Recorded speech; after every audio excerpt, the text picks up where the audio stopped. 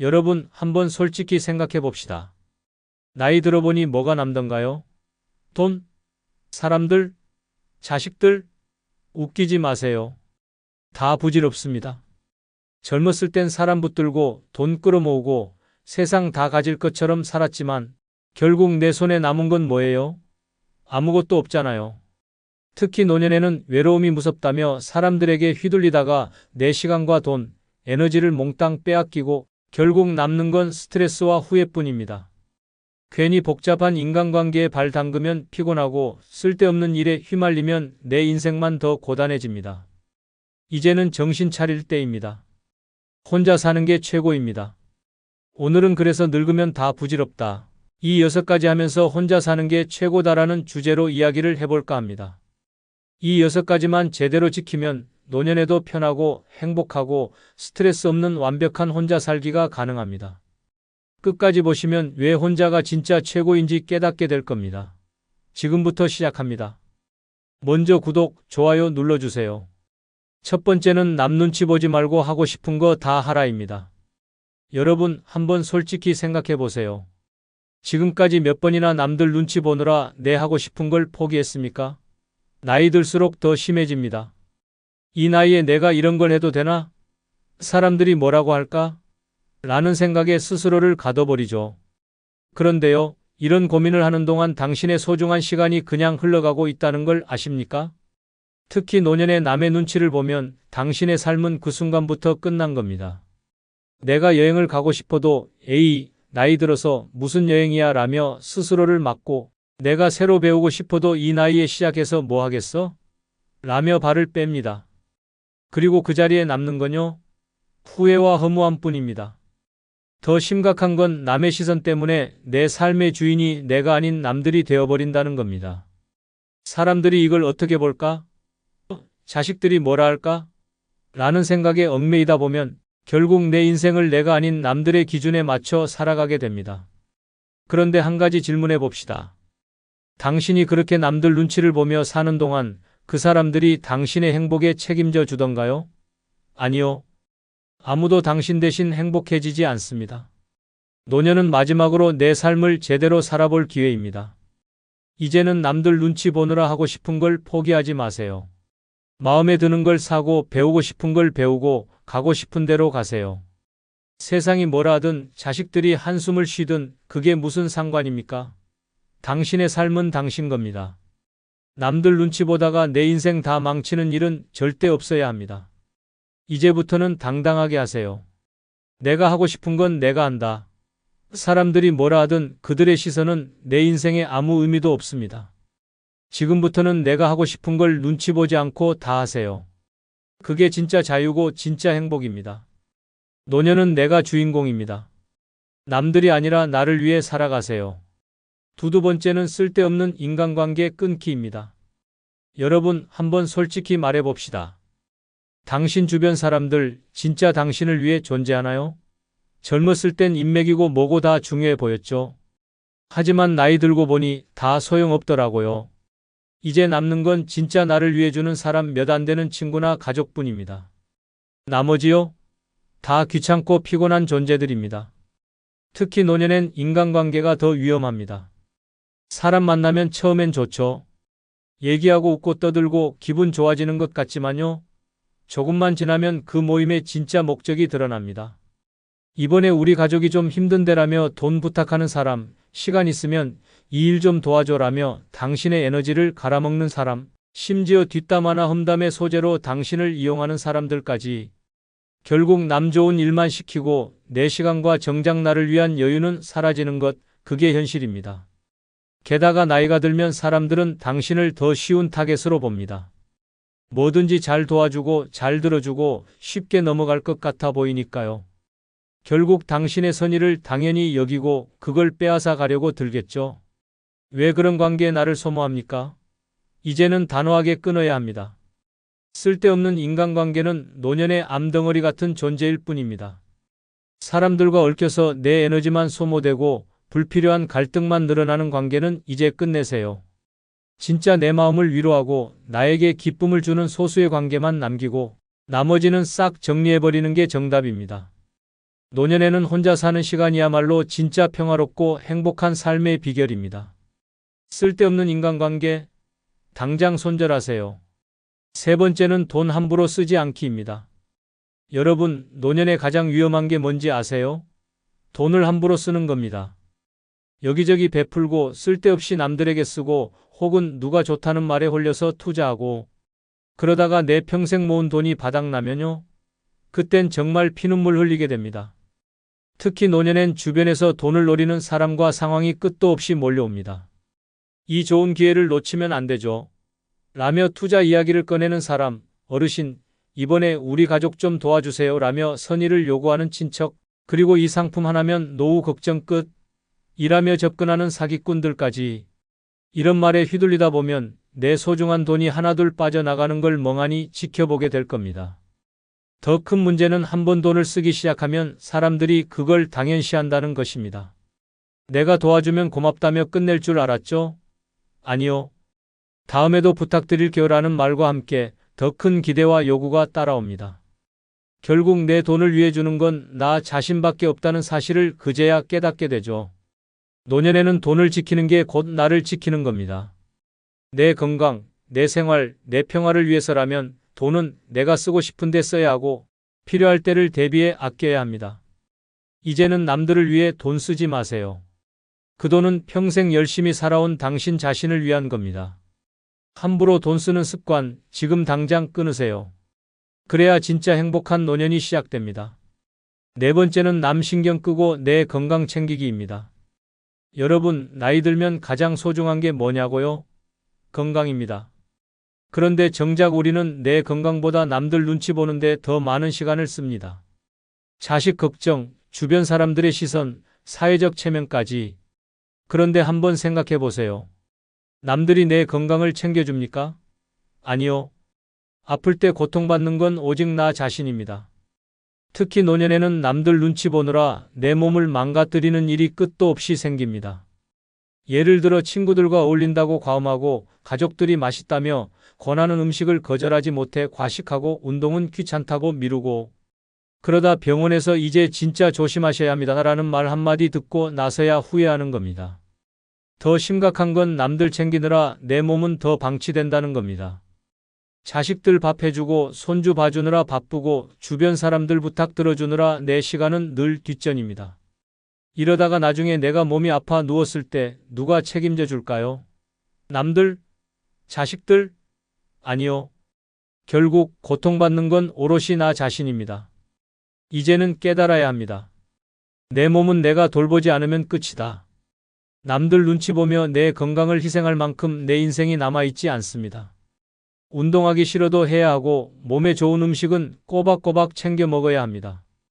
건강을 지키는 건 남들한테 잘 보이기 위해서가 아니라 내가 더 오래, 더 행복하게 살기 위해서입니다. 남들 신경 끄고 내 건강에 올인하세요. 남들이 뭐라든 내 몸을 소중히 여기는 게 혼자 살면서 행복하게 사는 비결입니다. 병원 침대에 누워 후회하는 날이 오기 전에 지금 당장 건강부터 챙기세요. 다섯 번째는 가난한 사람과 절대 엮이지 않기입니다. 여러분, 가난한 사람과 친해지는 게 꼭 나쁜 일이라고 생각하지 않을 겁니다. 하지만 노년엔 이야기가 달라집니다. 가난한 사람과 엮이는 순간 당신의 시간, 돈, 에너지가 끝도 없이 빨려 들어가는 수렁이 될 수 있습니다. 처음엔 좀 도와달라는 사소한 부탁으로 시작하죠. 조금만 힘이 되어주세요 라며 고개를 숙이던 그들은 당신이 한번 도와준 순간부터 당신을 지갑으로 보기 시작합니다. 한 번 도와주면 고맙다면서 다시 찾아옵니다. 두 번 도와주면 이제 그게 당연한 권리처럼 느껴지죠. 그리고 나중엔 어떻게 될까요? 이제는 내가 없으면 저 사람은 안 되겠지라는 이상한 책임감이 당신을 휘감게 됩니다. 결국 그들의 문제는 끝없이 커지고 당신은 그 늪에서 빠져나올 수 없게 되는 겁니다. 가난한 사람들은 종종 자기 문제를 스스로 해결하지 못합니다. 그리고 그 문제를 풀 열쇠를 당신에게서 찾으려 합니다. 하지만 한 가지 기억하세요. 그들의 문제는 당신이 아무리 도와줘도 해결되지 않습니다. 오히려 당신이 도와줄수록 더 의존하게 되고 나중엔 도와주던 사람이 갑자기 안 도와주면 더 힘들다며 당신을 원망할 가능성까지 생깁니다. 더 충격적인 건 이런 관계가 당신을 정신적으로도 파괴한다는 겁니다. 한번 돕기 시작하면 죄책감이 따라 붙습니다. 내가 더 해줄 수 있었는데 혹시 내가 손을 놓으면 이 사람은 어떻게 될까? 라는 생각이 머릿속을 떠나지 않게 되죠. 하지만 현실은 냉정합니다. 그들은 당신의 죄책감 위에 더 큰 요구를 쌓아 올릴 준비가 되어 있습니다. 노년엔 내 삶이 최우선입니다. 가난한 사람과 엮여서 내 재산과 시간을 빼앗기지 마세요. 남의 문제를 해결하려다 내 인생을 망치는 어리석은 선택은 이제 그만입니다. 6번째는 의무감이라는 독에서 벗어나기입니다. 여러분, 평생 의무감에 끌려다니며 살아오지 않았나요? 자식 때문에, 가족 때문에, 체면 때문에. 그 결과 어떻게 됐습니까? 남들은 당신의 희생을 당연하게 여기고 정작 당신은 텅 빈 마음과 지친 몸만 남았습니다. 그런데 노년에까지 이런 의무감에 사로잡혀 산다면요? 그건 스스로를 고문하는 일일 뿐입니다. 특히 자식 문제는 의무감의 최악의 형태입니다. 부모라면 당연히 해줘야죠. 지금까지도 해줬잖아요 라는 말로 당신을 올가맵니다. 그런데 한 가지 질문해 봅시다. 그들은 당신을 위해 무엇을 해주었나요? 당신이 모든 걸 희생하고 심지어 노후 자금까지 털어줬는데 막상 당신이 힘들어지면 그들은 어디에도 없을 가능성이 높습니다. 더 큰 문제는 이런 의무감이 당신의 자존감을 파괴한다는 겁니다. 내가 이걸 하지 않으면 내가 나쁜 사람일 거야 라는 생각에 갇혀 당신은 점점 자신을 올가맵니다. 하지만 현실은요? 아무리 당신이 희생하고 노력해도 누구도 당신의 희생을 제대로 기억해주지 않을 겁니다. 충격적이지만 진실입니다. 의무감은 당신 스스로 만든 족쇄일 뿐입니다. 이제 그 족쇄를 끊으세요. 자식이든 가족이든 주변 사람이든 당신의 노후는 그들에게 갚아야 할 빚이 아닙니다. 노년엔 당신 자신이 최우선이어야 합니다. 하고 싶은 걸 하고 즐기고 싶은 걸 즐기세요. 의무감 따위는 과감히 버리고 이제부터는 당신을 위해 사세요. 남의 기대에 끌려다니는 삶을 멈추는 순간 당신의 진짜 노년이 시작됩니다. 여러분, 결국 노년의 가장 중요한 건 남이 아닌 나 자신입니다. 사람들에게 휘둘리고 의무감에 얽매이고 돈과 시간, 에너지를 남들한테 쏟아붓는 삶은 이제 끝내야 합니다. 그런 삶엔 평화도 없고 행복도 없습니다. 냉정하게 말하죠. 남들은 절대 당신의 삶을 대신 살아주지 않습니다. 당신이 힘들어질 때, 외로울 때, 돈이 바닥날 때 그들이 도와줄까요? 아니요. 그들은 사라질 뿐입니다.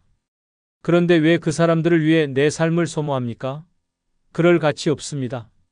노년은 내 인생의 마지막이자 최고의 무대입니다.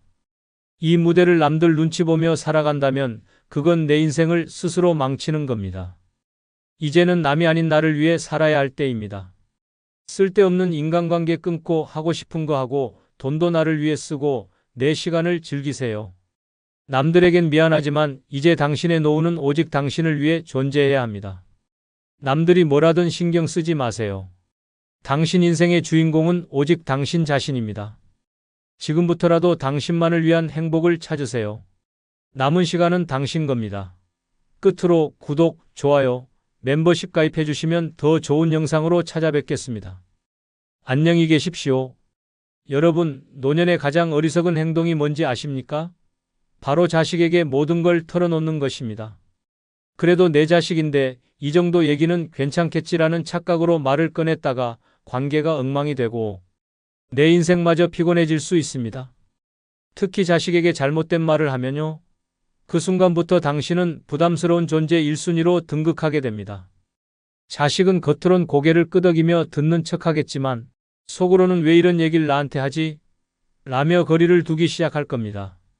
잘못하면 부모와 자식의 관계가 의리로 억지로 만나는 사이로 변질될 수도 있어요. 그래서 오늘은 노후에 절대 자식에게 말하면 안 되는 5가지를 이야기하려 합니다. 이 6가지를 알면 자식과의 관계도 당신의 남은 삶도 훨씬 더 편안하고 행복해질 겁니다. 반대로 모른다면 평생 모은 존중과 사랑이 한순간에 무너질 수도 있습니다. 지금부터 시작합니다. 구독, 좋아요 눌러주세요.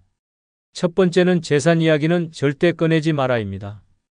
여러분, 자식에게 재산 이야기를 꺼내는 순간 그 관계는 신뢰에서 거래로 변질됩니다.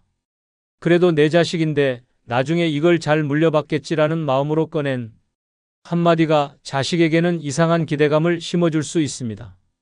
아, 우리 부모님 재산이 이 정도구나라며 속으로 계산기를 두드리게 만들죠. 그런데 여기서 문제가 생깁니다.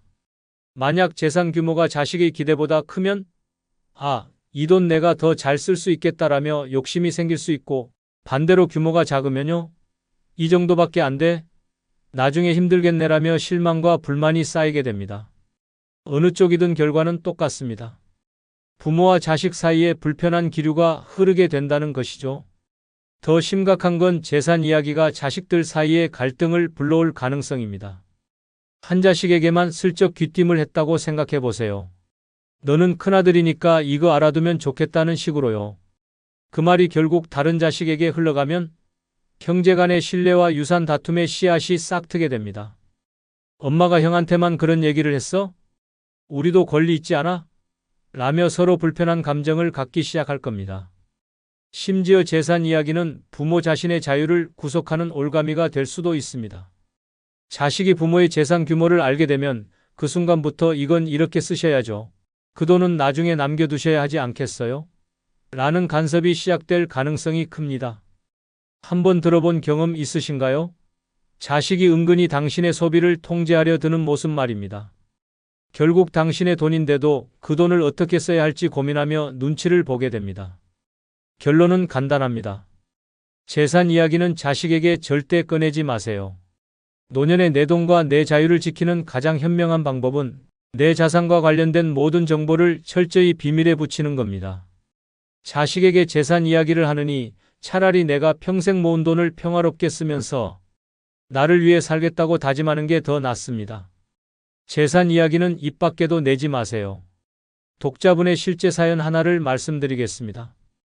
60대 중반의 박 씨는 은퇴 후 자식들에게 나중에 혹시 무슨 일이 생기면 이 재산은 이렇게 나누자며 재산 이야기를 꺼냈습니다. 큰아들에게는 너는 장남이니까 이 집은 내 몫이다라고 했고 작은아들에게는 너도 걱정 마라. 통장에 따로 넣어둔 돈이 있다며 안심을 시켰죠. 처음엔 자식들도 고개를 끄덕이며 별 문제 없어 보였어요. 그런데 며칠 뒤 폭풍이 몰아치기 시작했습니다. 큰아들이 먼저 불만을 터뜨렸습니다. 엄마, 요즘 집값이 얼마나 비싼데 이 집만 주시면 작은아들이랑 형평성 안 맞는 거 아니에요? 작은아들도 가만히 있지 않았습니다. 형은 집을 받고 난 돈 몇 푼 받으라고요? 그건 너무 불공평하잖아요. 두 형제가 감정 싸움을 시작하더니 박 씨를 향한 원망의 화살까지 쏟아지기 시작했습니다. 엄마가 왜 형한테만 그렇게 잘해줬어요? 엄마, 내가 더 어려운 거 아시잖아요. 왜 저를 더 챙겨주지 않으세요? 박 씨는 당황했습니다. 나는 그냥 다 잘해주려고 했을 뿐인데 왜 애들이 이렇게 나를 몰아세우는 거야? 라고 속상해했지만 이미 두 형제의 갈등은 걷잡을 수 없게 커졌습니다. 형제 간의 불신은 깊어졌고 박 씨는 두 아들의 얼굴을 볼 때마다 죄책감과 부담을 느꼈습니다. 결국 두 자식은 박 씨의 말을 곡해하며 유산을 둘러싼 싸움으로 관계를 완전히 깨뜨렸습니다. 더 황당한 건 박 씨가 아직 살아있을 때 내 재산을 내가 잘 쓰겠다고 선언하자 자식들이 이렇게 말한 겁니다. 엄마, 그건 아니죠. 우리가 나중에 써야 할 돈을 다 쓰시면 어떡해요? 박 씨는 그제야 깨달았습니다. 재산 이야기를 꺼낸 순간부터 자식들에게 나는 부모가 아니라 은행장이 돼버렸구나. 이 사례는 재산 이야기가 얼마나 큰 갈등의 씨앗이 될 수 있는지를 보여줍니다. 잘해보겠다는 마음으로 시작한 이야기가 형제 간 싸움과 부모의 고통으로 이어질 수 있다는 걸 잊지 마세요. 재산은 철저히 비밀로 하고 내 노후의 행복을 위해 사용하는 게 가장 현명한 방법입니다. 재산 이야기는 절대 꺼내지 마세요. 두 번째는 몸이 아프다고 자주 말하지 마라입니다. 여러분, 나이 들면 여기저기 아프고 불편한 데가 생기는 건 자연스러운 일이죠. 하지만 그걸 자식에게 자꾸 말하기 시작하면 어떤 일이 벌어질까요? 처음엔 자식도 걱정하는 척합니다. 엄마, 어디가 불편하세요? 병원은 가보셨어요? 라고 묻죠. 그런데 그게 한두 번이면 몰라도 매번 같은 이야기를 듣다 보면 점점 다른 표정을 보이기 시작합니다. 엄마, 병원비는 괜찮으세요? 또 검사해야 하나요? 걱정하는 것 같죠? 사실 속으로는 왜 매번 나한테 이런 얘기를 하지? 라고 생각하고 있을 가능성이 높습니다. 한 번은 걱정이지만 자꾸 반복되면 부담으로 다가옵니다. 그 부담이 쌓이다 보면요. 자식은 부모의 전화를 받을 때마다 숨부터 내쉬게 됩니다. 이번엔 또 어디가 아프시다는 걸까? 라는 생각이 머리를 스칩니다. 더 심각한 건 건강 이야기가 자식에게 과한 책임감을 심어준다는 겁니다. 우리 부모님이 이렇게 자주 아프시다면 나중에 내가 다 돌봐야 하는 거 아닌가? 이런 생각이 들면서 부모와의 관계가 점점 더 부담스럽게 느껴질 수 있습니다.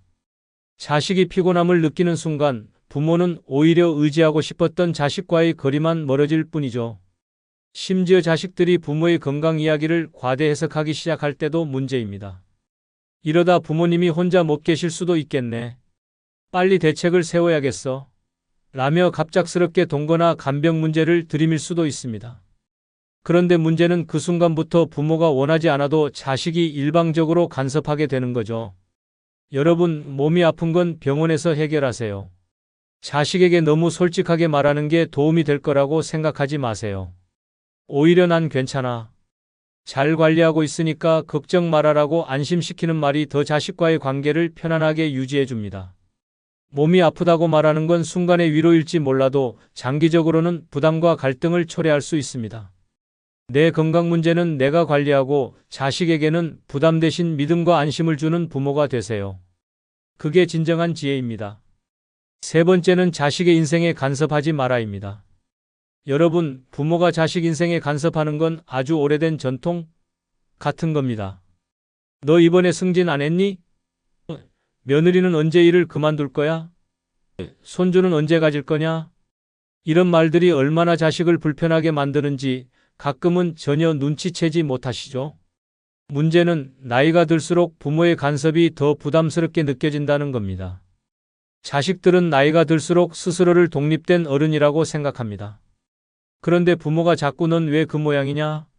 는 식으로 참견하면 자식들은 속으로 내 인생 내가 알아서 할 테니 제발 좀 가만히 계세요라고 외치고 있을 겁니다. 더 심각한 건 이런 간섭이 자식과 부모 사이에 불필요한 갈등을 만든다는 점입니다. 자식은 이미 충분히 스트레스를 받고 있는데 부모의 말 한마디가 기름을 붓는 격이 될 수 있죠. 예를 들어 결혼하지 않은 자식에게 언제 결혼하냐고 계속 묻는다면 자식은 부모와의 대화를 피하기 시작합니다. 또 그 얘기하려고 전화했겠지라며 부모와의 거리가 더 멀어지는 겁니다. 간섭은 절대 해결책이 아닙니다. 오히려 부모와 자식 간의 신뢰를 무너뜨릴 수 있습니다. 자식은 부모의 기대를 충족시키려고 노력하는 대신 점점 더 부모의 말에서 도망치려 할 겁니다. 노년의 자식과 좋은 관계를 유지하고 싶다면 자식의 인생에 간섭하지 않는 것이 최우선입니다. 그 대신 자식이 원할 때 조언을 구하면 차분하게 대답하는 지혜로운 부모의 모습을 보여주세요. 자식 인생의 주인공은 자식이지 부모가 아닙니다. 간섭 대신 지켜봐 주세요. 그게 자식과 부모 모두를 위한 길입니다. 네 번째는 며느리나 사위 뒷담화는 절대 금지입니다. 여러분, 부모로서 자식의 배우자, 그러니까 며느리나 사위에 대해 불만이 생길 때가 있죠? 며느리가 좀 눈치가 없네, 사위가 뭐 그리 무뚝뚝하냐 같은 생각이 들면 그걸 자식에게 슬쩍 흘리고 싶어지기도 합니다. 그런데요, 그 말이 자식과의 관계를 폭발 직전의 화약고로 만들 수도 있다는 사실 알고 계십니까? 한번 상상해 보세요. 자식에게 너희 남편 왜 그렇게 아무것도 안 도와? 라고 말했다고 칩시다. 자식이 처음엔 좀 그렇긴 하죠 라며 동의할 수도 있어요. 그런데 시간이 지나면 자식은 점점 부모와 배우자 사이에서 압박감을 느끼기 시작합니다. 내가 저 말을 그냥 넘기자니 부모님께 죄송하고 배우자한테 얘기하자니 또 싸움 날 것 같고, 이런 복잡한 감정이 쌓이면 결국 부모와 자식의 관계가 미묘하게 어긋나기 시작하는 겁니다. 더 심각한 건 자식이 그 말을 배우자에게 그대로 전했을 때입니다. 우리 엄마가 그러는데 당신 왜 이렇게 눈치가 없대? 이런 말이 나오면요, 배우자는 부모님을 불편하게 여기기 시작합니다. 이제 그 집 가는 게 부담스럽다는 말이 나오고 자식도 부모님 댁에 오는 걸 꺼리게 됩니다. 결국 당신의 한마디가 가족 간 관계를 틀어지게 하는 원인이 되는 것이죠. 며느리나 사위에 대한 뒷담화는 절대 금물입니다. 아무리 마음에 안 드는 부분이 있어도 자식에게 흘리지 마세요. 배우자에 대한 불만을 들을 때 자식이 느끼는 스트레스는 당신이 생각하는 것보다 훨씬 더 큽니다. 며느리와 사위는 자식의 인생의 일부입니다. 그들을 존중해 주는 것이 결국 자식과의 관계를 지키는 길입니다. 다섯 번째는 옛날 얘기로 자식을 훈계하지 마라입니다. 여러분, 부모님 세대의 고생담과 자수성가 이야기는 언제나 한 편의 드라마입니다. 그런데 문제는 그 드라마를 자식에게 들려주며 너도 우리처럼 살아야 한다는 훈계로 이어질 때입니다. 이런 얘기 한 번쯤 해보셨죠? 우리 때는 밥 굶어가며 고생했는데 너희는 너무 편하게 산다. 그런데요, 자식은 이런 말을 들을 때 속으로 이렇게 생각합니다. 그래, 부모님은 정말 고생 많으셨다. 근데 그걸 왜 자꾸 나한테 얘기하시지? 자식 입장에서는 지금의 삶과 부모, 세대의 경험이 동떨어져 있다고 느끼기 때문에 이런 훈계를 잔소리와 자기 자랑의 콜라보로 받아들입니다. 더 심각한 건 이런 이야기가 반복될수록 자식은 점점 부담을 느낍니다.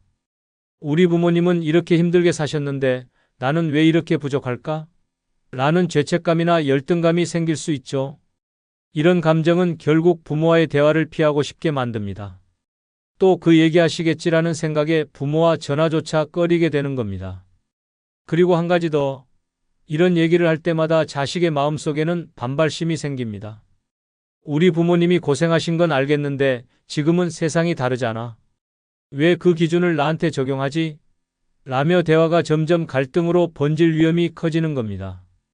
옛날 얘기는 자랑이나 훈계가 아니라 공감과 지혜를 나누는 도구로만 사용해야 합니다. 우리 때는 이랬는데 너희는 정말 좋은 시대에 사는 것 같아라는 긍정적인 태도가 더 효과적입니다.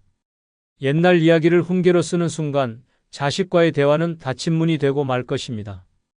여섯 번째는 손주 교육에 간섭하지 마라입니다. 여러분, 손주는 참 예쁘죠?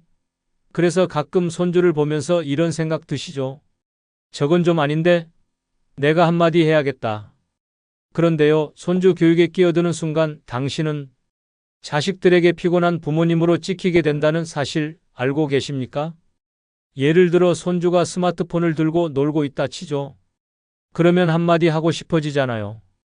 얘가 이걸 계속 보면 머리가 나빠진다니까? 하지만 그 말을 들은 자식은 어떻게 생각할까요? 우리 애를 왜 우리 부모님이 참견하지?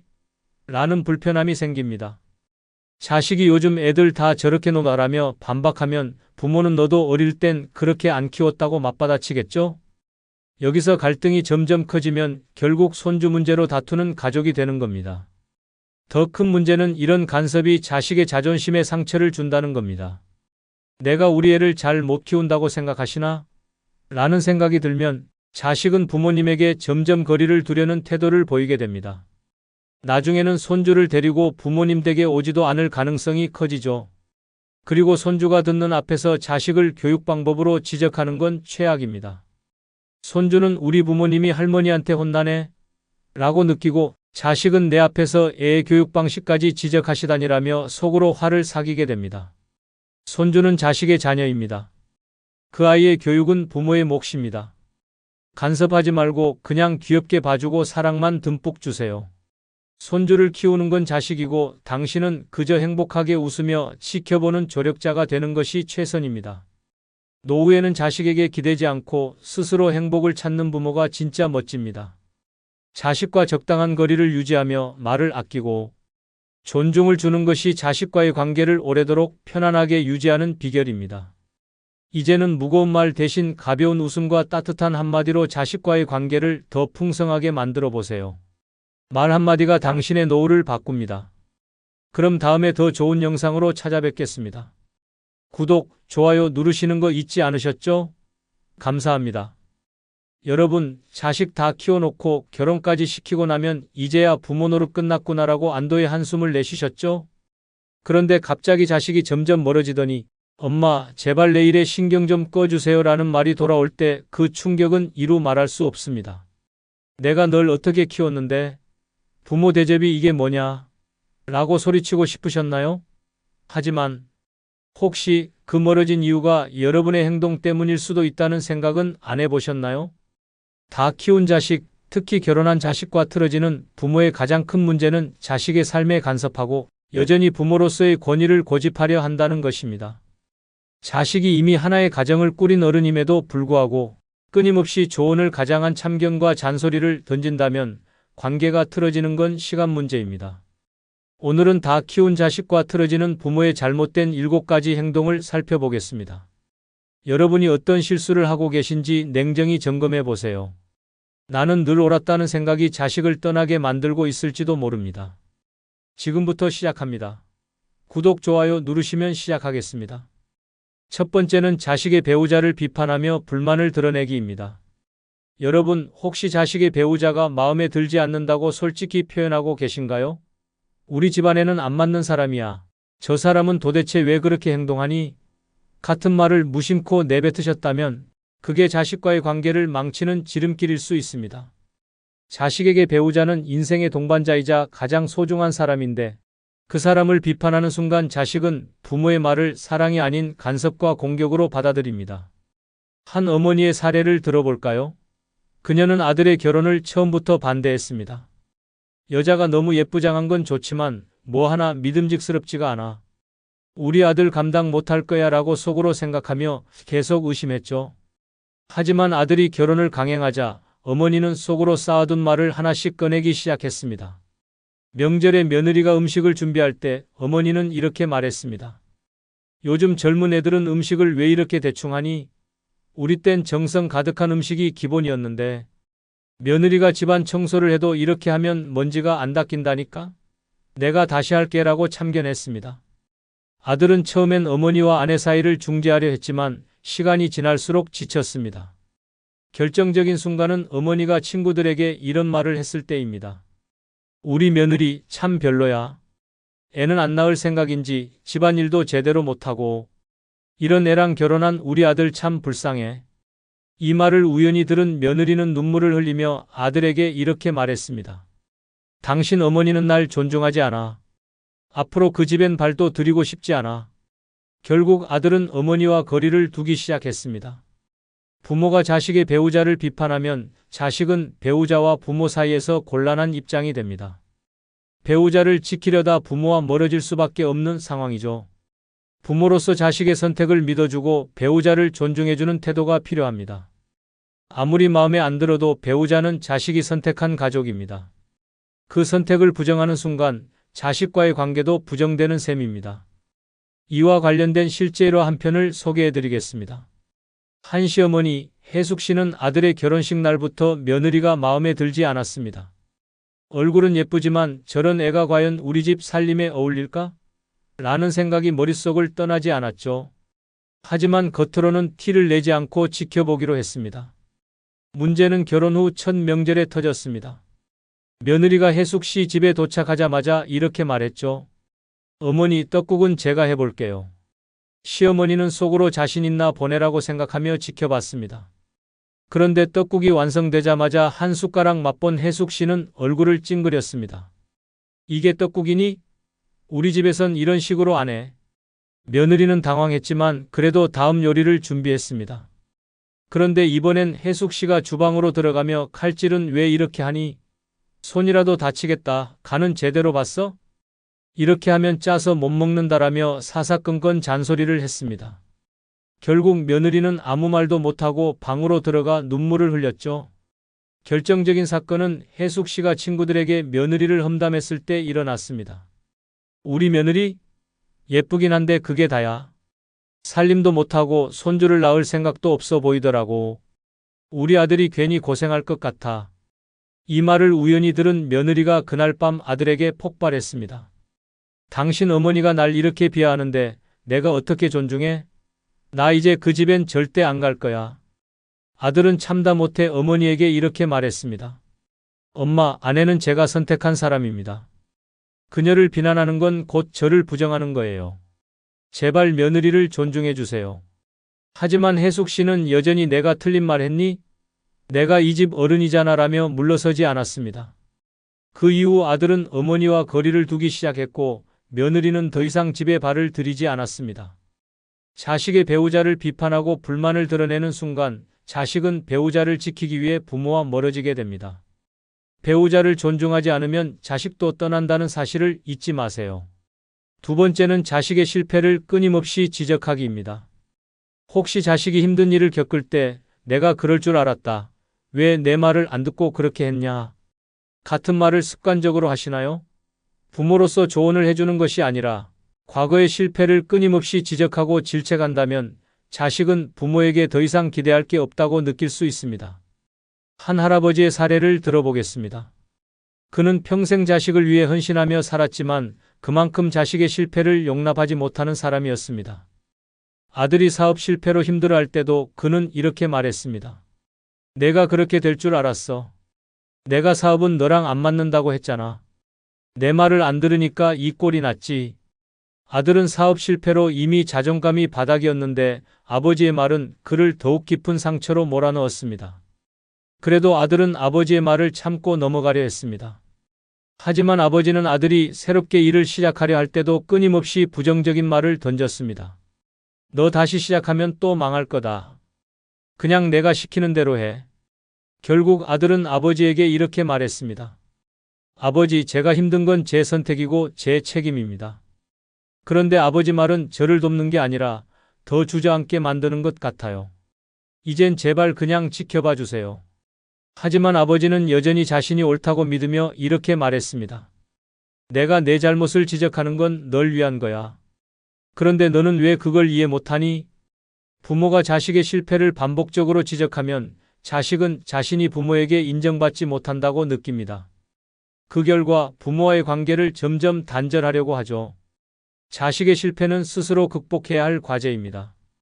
부모로서 그것을 비난하기보다 나는 내가 다시 일어설 수 있다고 믿는다는 응원의 메시지를 보내는 것이 훨씬 더 가치 있습니다. 부모는 자식의 삶을 비판자가 아닌 응원자로서 바라봐야 합니다. 실패를 지적하는 대신 자식의 선택을 존중하고 믿어주는 태도가 자식과의 관계를 건강하게 유지하는 길입니다. 그럼 이와 관련된 실제 사례 한 편을 소개해 드리겠습니다. 준호 씨는 대학 졸업 후 큰 꿈을 품고 창업에 도전했습니다. 그러나 현실은 녹록지 않았습니다. 첫 사업은 적자만 쌓이다 결국 문을 닫았죠. 그런데 더 큰 문제는 아버지의 반응이었습니다. 사업이 망한 날 준호 씨는 아버지에게 털어놓았습니다. 아버지, 잘 안 됐어요. 그러자 돌아온 건 위로가 아니라 그럴 줄 알았다라는 싸늘한 말이었습니다. 내가 뭘 알아서 사업을 해? 내가 그때 말했지. 그냥 직장 다니라고. 이럴 줄 뻔했어. 준호 씨는 자존심이 상했지만 다시 도전하기로 결심했습니다. 이번에는 더 신중히 준비해 사업을 시작했지만 결과는 또 실패로 끝났습니다. 그런데 이번엔 아버지가 한술 더 뜹니다. 내가 그만두라고 했지? 내가 해봤자 안 되는 애라는 걸 왜 모르니? 너 이러다 빚더미에 안고 가족까지 힘들게 만들 거야. 그날 준호 씨는 처음으로 아버지에게 이렇게 말했습니다. 아버지, 제가 실패한 건 사실이에요. 그런데 제가 이렇게까지 무너진 건 아버지 말 때문이에요. 실패는 제가 감당해야 할 몫인데 아버지가 제 실패를 못난 놈으로 정의 내리니까 더는 나아갈 힘이 안 나요. 준호 씨는 그 후 사업의 꿈을 접고 안정적인 직장을 구했지만 여전히 아버지의 말이 귓가에 맴돈다고 합니다. 실패는 내 잘못이었지만 아버지의 말은 내 인생을 실패로 못 박았어요.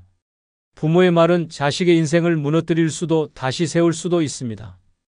실패는 누구나 할 수 있는 경험입니다. 하지만 그 실패를 지적하고 비난하는 순간 자식은 재기할 용기를 잃고 부모와의 관계마저 무너지게 됩니다. 실패는 자식의 몫, 믿음은 부모의 몫이라는 걸 기억하세요. 세 번째는 자식의 결혼 생활에 끊임없이 간섭하기입니다. 여러분, 자식이 결혼했다고 부모 역할이 끝나는 게 아닙니다. 하지만 그 역할이 참견과 간섭으로 변질되면 자식과의 관계는 무너질 수밖에 없습니다. 한번 상상해 보세요. 결혼한 자식의 집에 갈 때마다 왜 집이 이렇게 어질러져 있니? 애는 언제 낳을 거야? 내가 해준 반찬은 다 먹었니? 라고 물어보신 적 없으신가요? 처음엔 별거 아니라고 생각할지 모르지만 자식 입장에서는 그 말들이 내 삶에 간섭하지 말아달라는 신호를 무시하는 폭탄처럼 느껴질 수 있습니다. 한 사례를 들어볼까요? 어 씨는 결혼 후에도 자주 부모님 집에 들러 애정을 표현했습니다. 그런데 어느 날부터 어머니는 사사건건 그의 결혼 생활에 간섭하기 시작했습니다. 내 아내는 왜 설거지를 이렇게 대충 하니? 이런 음식을 먹으면 건강이 나빠질 텐데. 왜 이런 거래? 심지어 명절 때는 아내에게 우리 집은 이런 음식을 안 해. 이건 기본이야 라며 집안의 규칙을 강요했습니다. 결국 아내는 참다 못해 어씨에게 이렇게 말했습니다. 당신 어머니가 나를 존중하지 않는 것 같아. 더 이상 그 집에 가고 싶지 않아. 어씨는 어머니에게 이 문제를 조심스럽게 이야기했지만 돌아온 대답은 충격적이었습니다. 내가 너희 잘 살라고 하는 건데 그걸 못 받아들이니? 결국 자식은 부모와의 거리를 두기 시작했고 방문 횟수도 점점 줄어들었습니다. 부모로서 자식의 삶에 조언하고 싶을 수 있습니다. 하지만 조언과 간섭은 종이 한 장 차이입니다. 결혼한 자식은 이미 독립된 가정을 꾸렸고 스스로의 방식대로 살아가는 어른입니다. 그들의 결혼 생활을 지나치게 관여하고 평가하는 순간 자식은 부모의 말이 사랑이 아닌 부담으로 느껴지게 됩니다. 나는 자식을 위하는 마음에서 한 말인데 왜 이럴까? 라고 생각하시겠지만 자식에게는 그 사랑이 통째로 다가올 수 있습니다. 자식의 결혼 생활에 간섭하지 않는 것이야말로 부모와 자식 간의 건강한 관계를 지키는 첫걸음입니다. 네 번째는 손주 교육에 간섭하기입니다. 여러분, 자식 다 키워놓고 이제는 손주를 키우는데 관심을 두시나요? 애는 이렇게 키워야 해. 요즘 부모들은 뭘 모른다니까 라는 말을 입버릇처럼 하신다면 그 순간 자식과의 관계는 틀어지기 시작합니다. 손주는 귀엽고 사랑스러운 존재지만 부모의 권한을 넘어서려고 하면 자식과의 갈등은 피할 수 없죠. 한 할머니 사례를 들어볼까요? 그녀는 손주가 태어나자마자 자식 부부에게 적극적으로 도움을 주겠다고 나섰습니다. 애 보기가 얼마나 힘든데 내가 나서야지라는 마음으로 시작했죠. 하지만 시간이 지나면서 그녀의 도움은 조언이 아닌 간섭으로 변질되기 시작했습니다. 할머니는 손주에게 과자 하나를 주는 것도 못마땅했습니다. 애가 이런 거 먹으면 몸에 안 좋아라고 하며 자식 부부에게 훈수를 두기 시작했죠. 심지어 손주가 기저귀를 벗는 시기, 유치원을 선택하는 문제까지 내가 아는 게 많으니 내 말을 들어야 한다며 고집을 부렸습니다. 문제는 자식 부부가 다른 생각을 가지고 있었을 때 터졌습니다. 자식은 이렇게 말했죠. 엄마, 우리가 알아서 할게요. 제발 손주 교육에 너무 간섭하지 마세요. 하지만 그녀는 쉽게 물러서지 않았습니다. 내가 뭘 알아? 내가 너도 이렇게 키웠어. 너희 방식은 잘못됐어. 결국 자식 부부는 할머니의 간섭을 피하려고 그녀와의 만남을 점점 줄여갔습니다. 손주 교육은 부모의 몫입니다. 부모의 방식이 마음에 들지 않더라도 그것을 인정하고 존중하는 태도가 필요합니다. 자식이 부모에게 조언을 구할 때만 의견을 제시해야 하며 내가 손주를 위해 이렇게 하는데 왜 고마워하지 않느냐는 태도는 갈등을 키울 뿐입니다. 손주를 사랑하는 마음이 오히려 자식과의 관계를 해칠 수 있습니다. 자식 부부가 손주를 키우는 방식이 마음에 들지 않아도 그것을 인정하고 거리를 두는 것이 진정한 부모의 지혜 아닐까요? 다섯 번째는 과거를 끊임없이 들먹이며 자식에게 잔소리하기입니다. 여러분, 혹시 자식이 결혼 후에도 끊임없이 내가 어렸을 때 이랬지, 내가 널 어떻게 키웠는데 같은 말을 듣고 있나요? 부모의 입장에선 추억을 나누는 대화라고 생각할 수 있지만 자식에게는 지나간 일을 들먹이며 나를 비난한다는 느낌으로 다가올 수 있습니다. 한 할아버지의 사례를 들어보겠습니다. 그는 자식이 집에 올 때마다 이런 말을 입버릇처럼 했습니다. 내가 어렸을 때 얼마나 말썽을 피웠는지.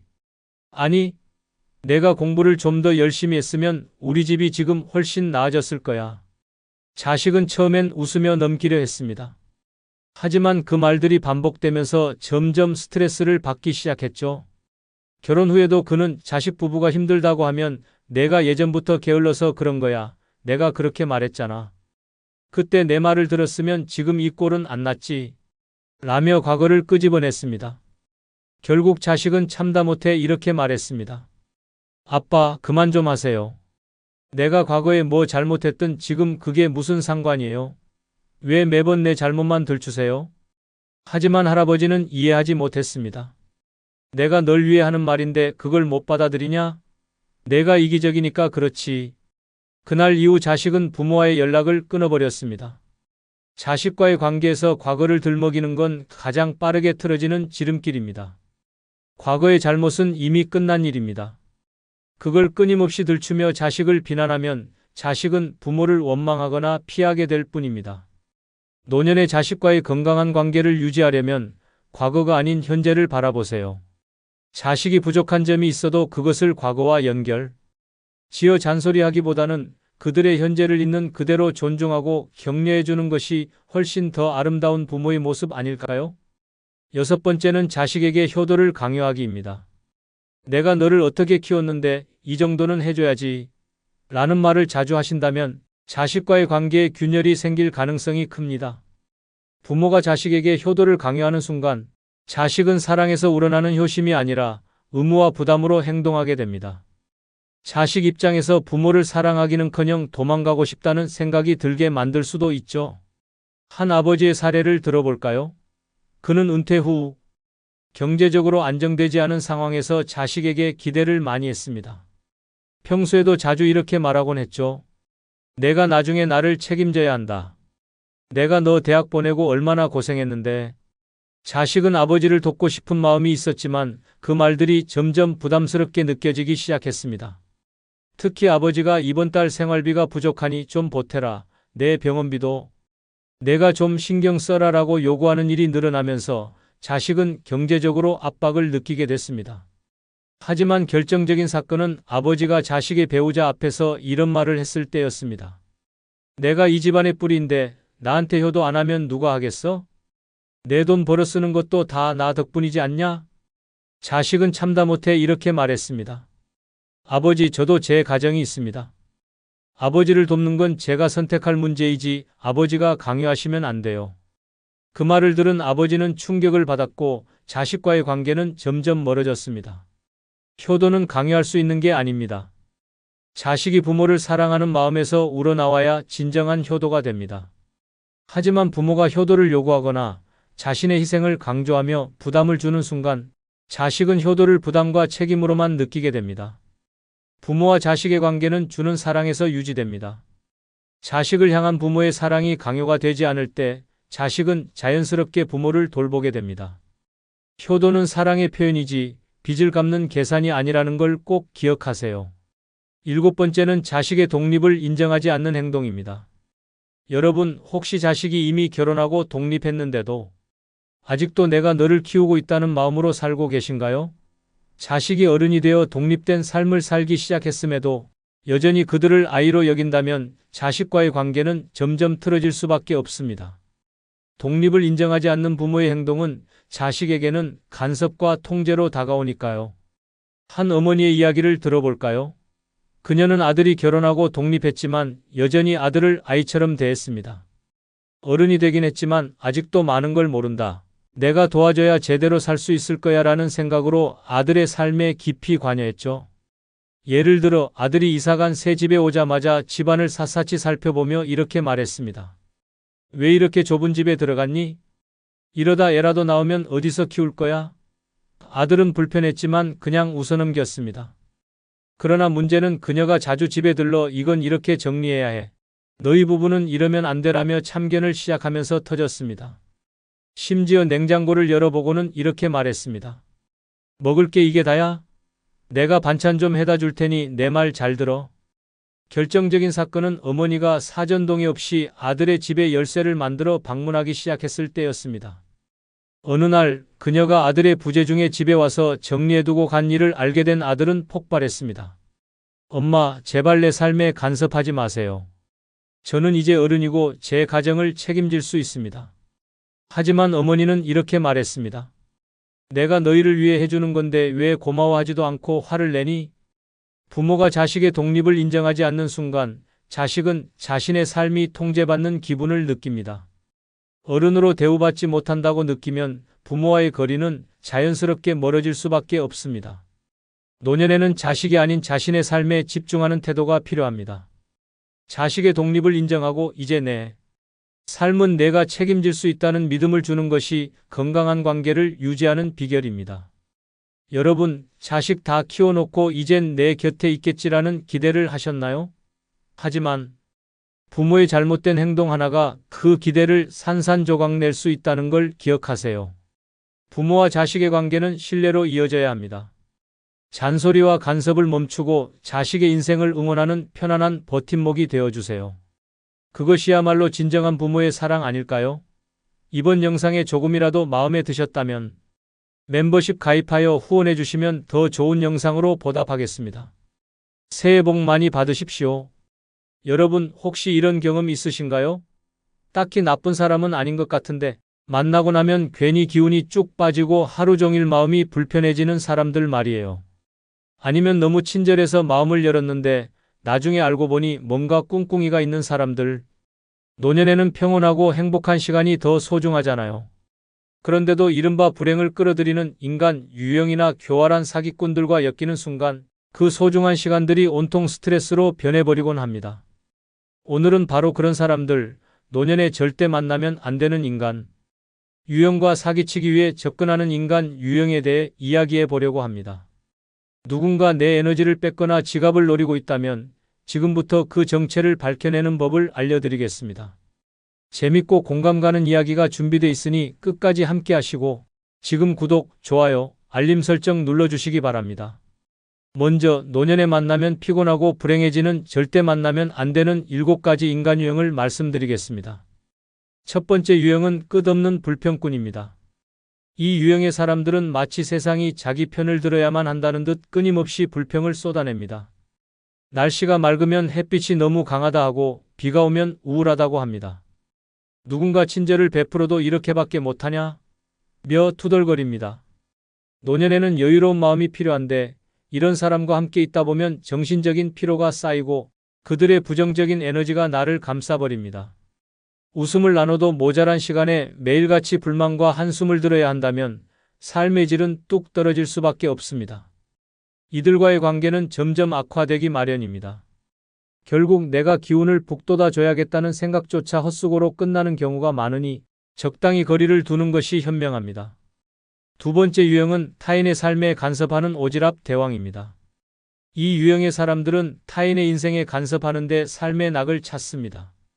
너 그렇게 살면 안 된다. 내 말 들어야 돼를 입에 달고 삽니다.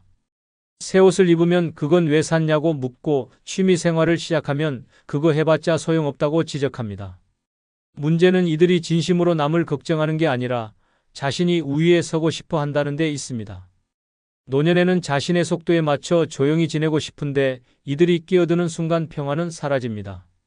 그들의 간섭은 작은 불씨처럼 시작해 큰 불안으로 번지니 적당히 선을 긋고 내 삶은 내가 알아서 할게요 라고 단호히 말하는 용기가 필요합니다. 세 번째 유형은 돈 계산에 집착하는 철저한 이익충입니다. 이 유형의 사람들은 돈 계산의 칼 같습니다.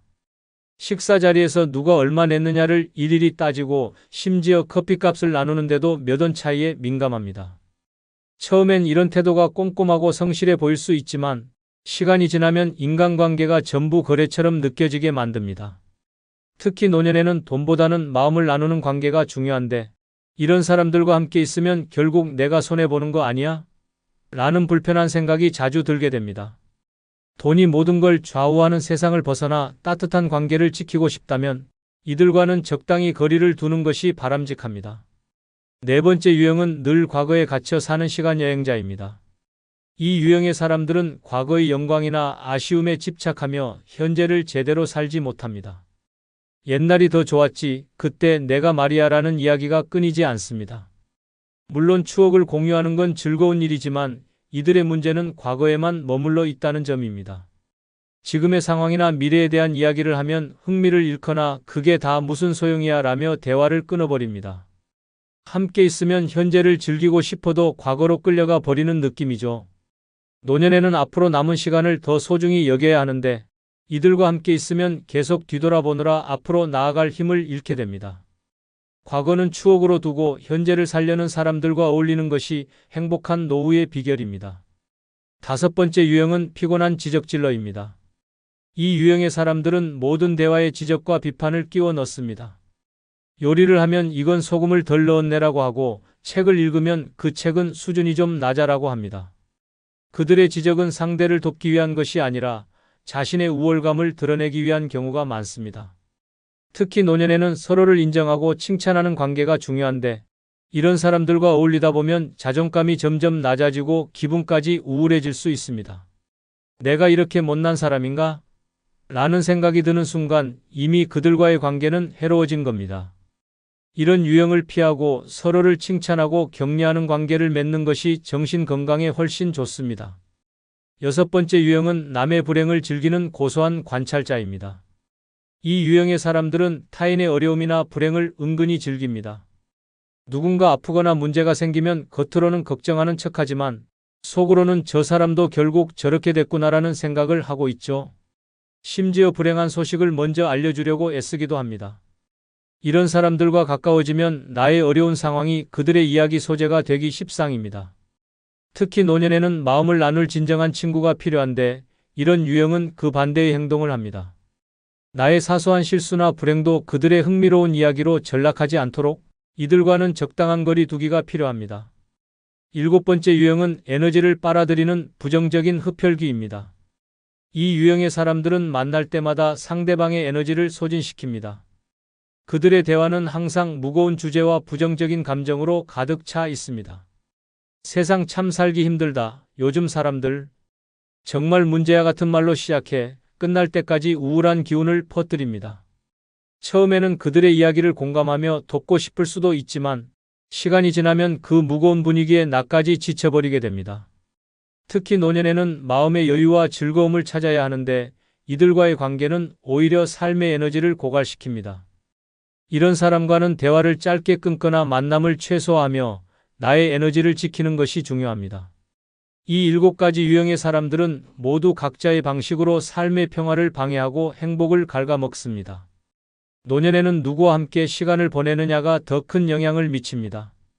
자신을 존중하고 긍정적인 에너지를 나누는 사람들과 어울리며 소중한 시간을 행복하게 보내세요.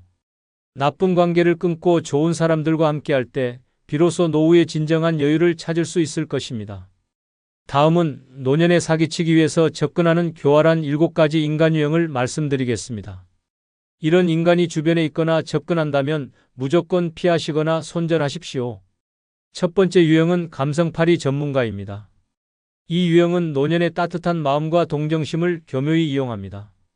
저는 힘든 환경에서 자라 아무 도움도 못 받고 살았습니다. 라며 자신의 불행한 사연을 마치 연극처럼 펼치죠. 심지어 눈물을 흘리며 이건 제 인생의 마지막 희망이에요 라고 말하면 괜히 마음이 약해지기 마련입니다.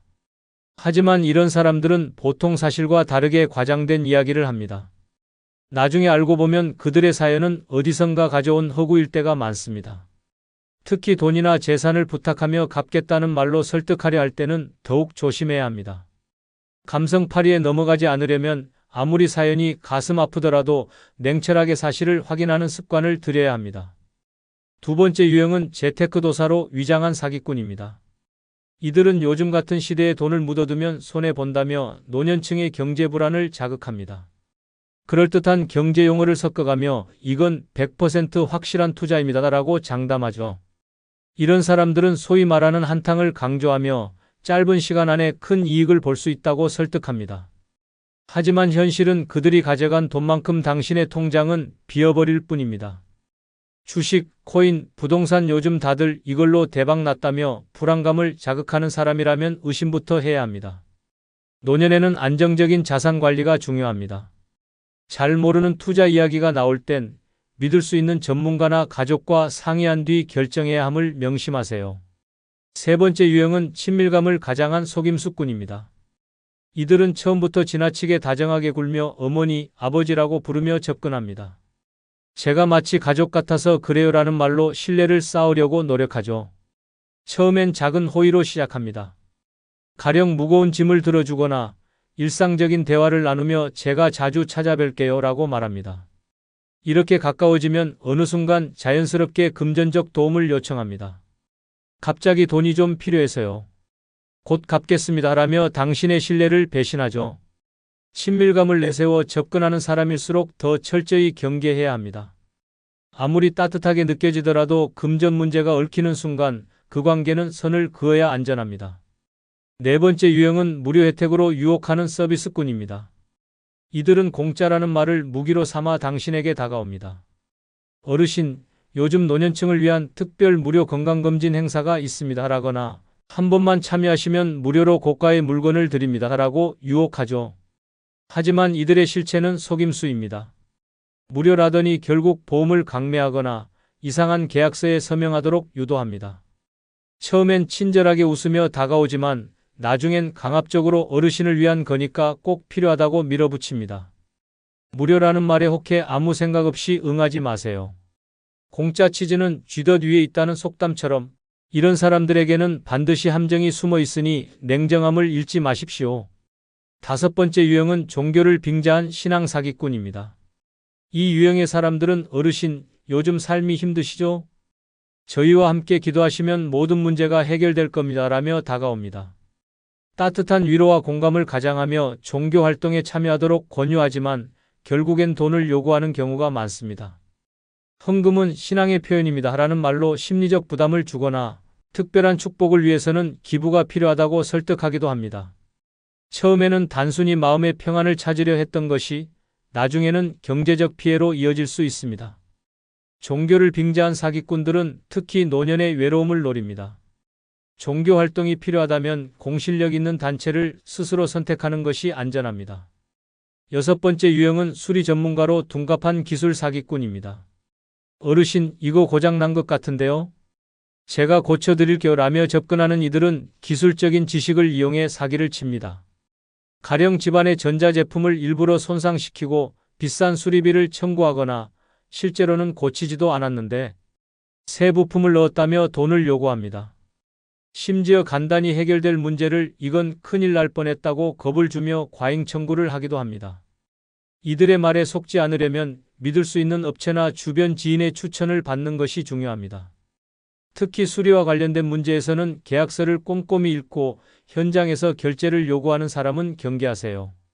7번째 유형은 전문 지식으로 무장한 상담 사기꾼입니다. 이들은 경제, 법률, 건강 등 노년층이 불안해하는 주제에 대해 전문 상담사인 척하며 접근합니다. 어르신, 지금 이대로 두면 큰 손해를 보실 수 있습니다. 라며 위기감을 조성합니다. 제가 전문가니까 믿고 맡기세요. 라는 말로 안심시키지만 뒤에서는 과도한 수수료를 요구하거나 잘못된 정보를 제공해 피해를 줍니다. 특히 상속 문제나 노후 자산 관리와 관련된 상담일 경우 더 큰 손실을 입을 수 있습니다.